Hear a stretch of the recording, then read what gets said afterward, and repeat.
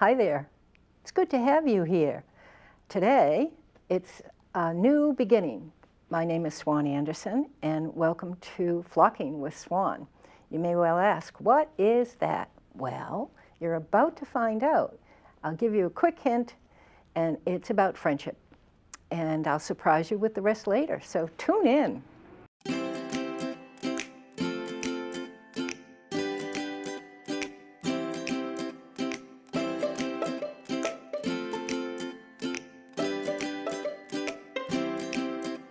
Hi there. I'm so glad you dared to come back and join us for this conversation. We're ready to get going, and we have no idea how this is going to go, but that's part of the joy of being with women. Women are just so good at sitting together and getting to know each other and getting right into the conversation, which we're going to do. I'd like to introduce you to my friends, Kaya, Charlotte, and Marina. They're all here with me to talk about friendships. And particularly, I've noticed that most of my life, most of my friends have been female. Can't help it. I'm just drawn to women, and it's where I'm most naturally comfortable and I have the most fun. So my memory about where I met my oldest and dearest friend and how we met and what attracted us to each other, and that's been a lot of years. I don't even know, 40-something years that we've been friends, and I wonder what has kept us together over the years. You know, what is it that binds us? Yeah, I think the question of what keeps friendships together is particularly interesting to me right now, or something that I'm thinking about, because I just graduated from college a year ago, and I have a lot of friends in a lot of places. I have friends from college who are far away, and I have friends from when I studied abroad, and I have friends from high school who are still in school. So I kind of am maintaining a lot of friendships without seeing people a whole lot and without being connected through school or through like a daily activity together. So I'm having to figure out what relationships kind of stand the test of time with that and can, or I guess really the test of distance, and figuring out ways to connect with my friends when I'm not seeing them on a daily basis. So if I see something random and funny or interesting that makes me think of them, I'll text it to them or something to maintain kind of a casual relationship when you don't have an activity that's bonding you, because since I was in school for so long, I always had these activities. I definitely think that's something that I'm also dealing with, but that I'm sort of learning the scope of. I have realized that, you know, friendships, the ones that do matter the most to me and the ones that have lasted have been fluid throughout my life to, I don't know, accompany me in my different stages. So I have two friends that I met in high school. They're my best friends. We're celebrating 10 years of friendship this fall. And it's really interesting because we were friends in high school, right? You see each other every day. We spent sleepovers every day at each other's houses.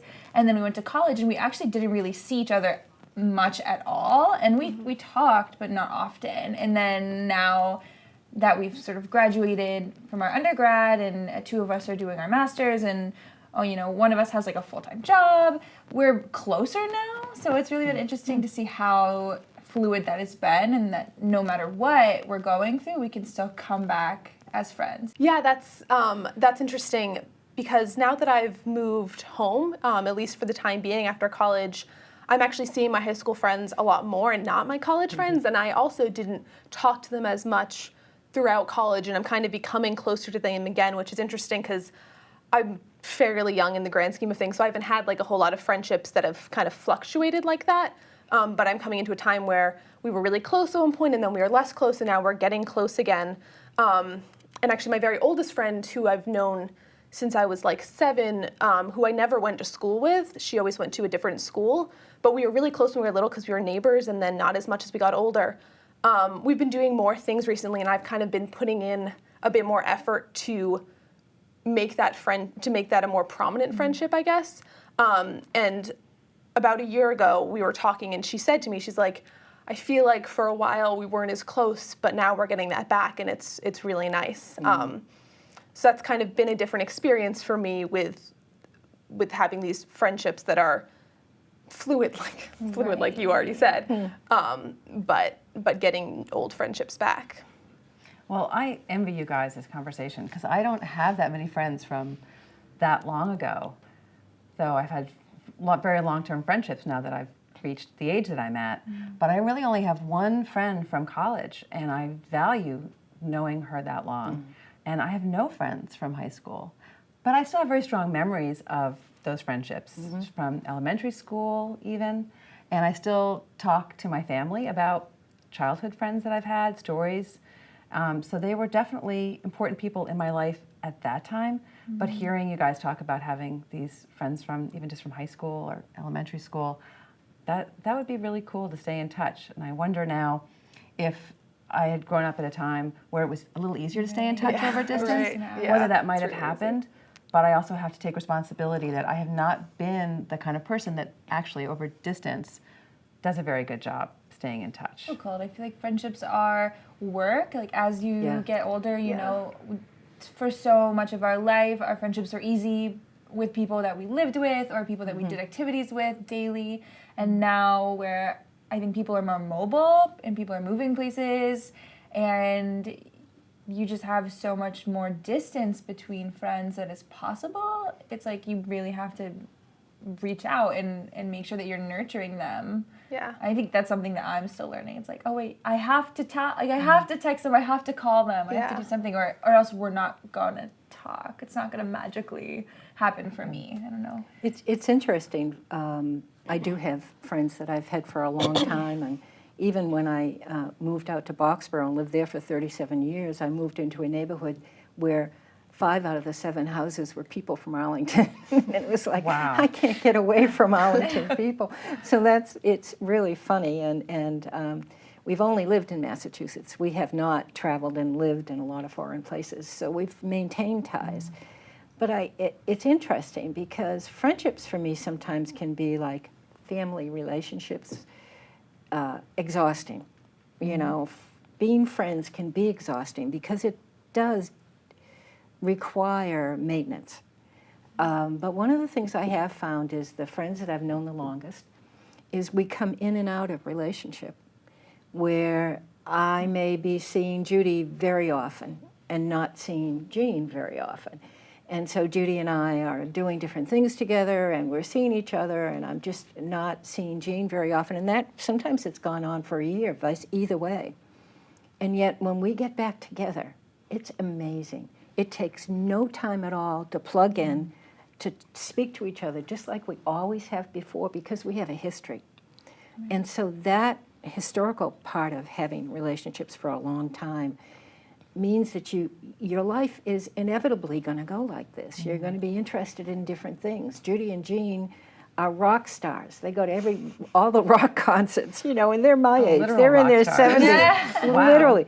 They're out at the rock. I wouldn't be, there's no way. And Jean plays golf all the time, and I don't play golf either. So I find with a lot of and I've been blessed to have friends, I have to find a way for us to find a reason to get together. We have to create that in order to continue to spend time. But we also know that this things happen in lives. So I guess I depend on that. And since I've come to town, back again, I've been here almost 3 years, now I'm looking to make new friends and make new acquaintances. And that's a different thing for someone my age to say, well, how do I go about that? And then do I have room to really add more friendships or more time? Why do you nod so vigorously? I mean, I can say that I'm lucky that my high school friends are still that we're still as close. But if I think about all my like really close friendships, and all of them are from different parts of my life, right? So I was taught overseas. I have, you know, friends that I taught with that are now all over the globe. I have friends specifically from college, from sort of like the social justice work that I've done, and I have been different people, like a different person at all of those points. So, like if I was just like, I don't have time for friends, like I can't make room for you, then I wouldn't have any, you know? When I kind of partway through college, I wasn't seeing my high school friends as much, like I was saying, and the less I saw them, the less I wanted to see them, because I felt like I was changing a lot really quickly, like you do in college, and I felt like they thought of me as the person I was in high school, and I didn't think of me that way, and I didn't want to revert to being that way. And I felt like I did when I was around them, so I kind of almost avoided being around them. But now that I've tried to get past that and like really work to get to know who they are now and to let them get to know who I am now, that it's really nice. But it's also nice to have my friends who've only known who I was in college. Right. And it's nice to have my friends who knew me abroad, because I was so happy abroad and I love being abroad and I love seeing those friends again and being reminded of that feeling. So it is so nice to have friends who've known you at different points in your life, because sometimes you want a friend who can relate to a way that you were feeling when you were 10. But sometimes you really don't want a friend who knew you at all then. Yeah, right. Right. Yeah, and if you're not open to new friendships, you just always have people who knew you at one stage in your life or something. I It's completely agree. it's fun to be in the flow. I think that's the whole thing. For me, is just allowing that there will be the flow and the ebb and the flow of relationships, and that's okay too. I think I've adopted my very close friends, and they've been incorporated into family. So I think of them as sisters, and we support each other in that way. I think women come through in that issue of how do we support each other in our friendships. And I'm just wondering if you've noticed that, that how do you feel about that, supporting a friend and the kind of support that you get from friendships, particularly female?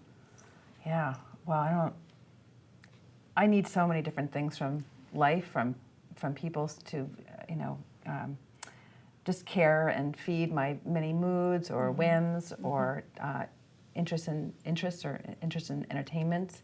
And so I need a wide variety of people for different moods. And I feel also that I am able to support my friends in different ways. According to whatever they need. And sometimes it has to do with the stage of life or something that we're going through that's particularly emotional or, requires more time and attention. But sometimes it's just different personalities too, that people just need different things from you. And I know that if I'm in a certain mood, there might be one friend I call, and then I'm in another mood, and there might be another friend I call. And it's not that... I just need those many different kinds of supports. And it's nice to be my age and to have, I think, a wide variety of friends in my life that I've known from many different parts of my life, as you were talking about. So I'm so lucky, as you were saying, just to have, a great support network so that we can all be those different kinds of supports for each other. That is true. One of the things that I think is how we meet people through the things we do that we love. So how does that work for you? I know that I like to sing in a cappella women's groups and kind of funky music, and I've met a lot of women that way, and so that's been a great channel for my energies and wanting to be in circles with women and make music. But it's like, what are the things that, the hobbies you have, are the things you do that bring those friendships into your life? Right, yeah. I think I have one friend from college who I met because we were both working in the Office of Sustainability because we were both really interested in environmental work when we started school, and then kind of in really holistic sustainability throughout. But it was really interesting to always, we met through that, but we bonded one day when no one else showed up to a meeting and it was just the two of us, and we started talking about Netflix and TV shows, and we both really loved TV, and we bonded more over like loving TV. But then throughout that relationship and throughout the 4 years of college, we also had this connection of what we were interested in, like the social justice work that we were interested in and what we were interested in academically as well. And it was nice to always have that to bond over. Because I've realized that with a lot of my other friendships, I don't actually know how a lot of them came to be, but they weren't necessarily through activities. And sometimes I don't share common like big activity interests with people, but it's really nice to have some of those people. And I think I'm about to start a new job and kind of really a new chapter of my life, to sound cheesy. But I think there are other hobbies that I want to get back into, and I'm excited to hopefully be able to meet people. There are a couple of different kinds of classes that I want to take and meet people through that, and have more of those friendships based around hobbies and activities. Mm-hmm. I agree. I think that a lot of my more recent friendships, not to say more recent, but probably in the last like 5 years, as I've gotten to know myself better and I've got to explore the things I love to do, my friendships have been rooted in sort of those activities that I like.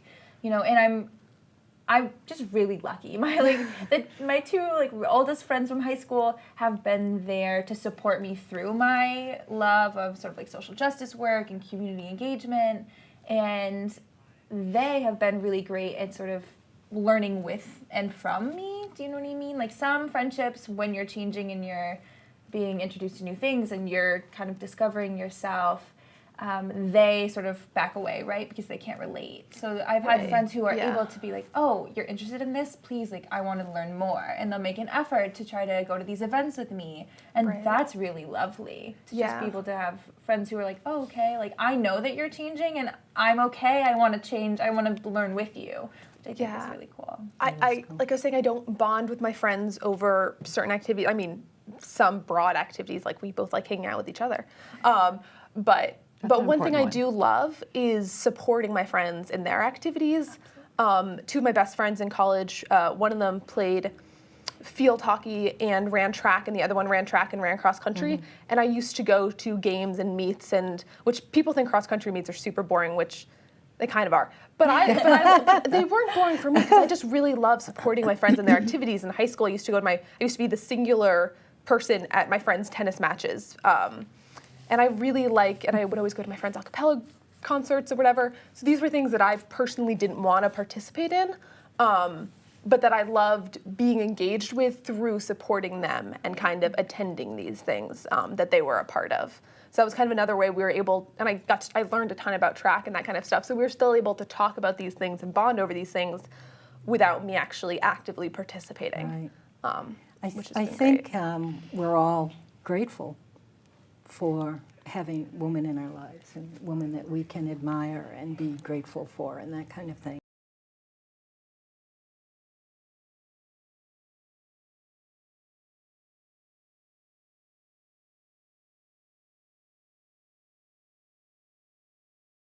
So I want to bring this to a close and thank my friends here today, Kaya and Charlotte and Marina, for hanging in with this and being willing to help me try something new. I really do appreciate it, and I appreciate the conversation and the sharing. Also, thanks to our crew today out there. Hi, crew. Thanks to Katie and Lori and James.